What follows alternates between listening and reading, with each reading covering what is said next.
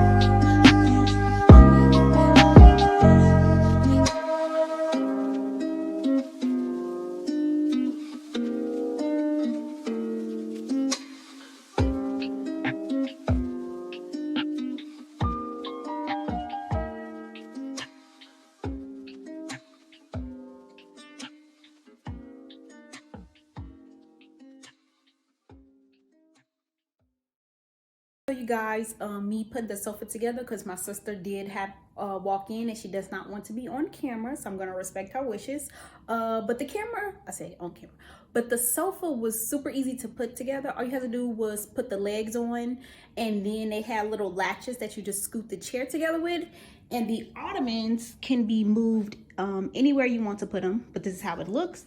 It is a modular sofa, and I will put the name of the sofa in the description. Currently it is firm, but it is still comfortable. I think it'll soften up once we break it up some. It also came with these 4 throw pillows. This is what it looked like. The back cushions are actually pretty comfortable as well.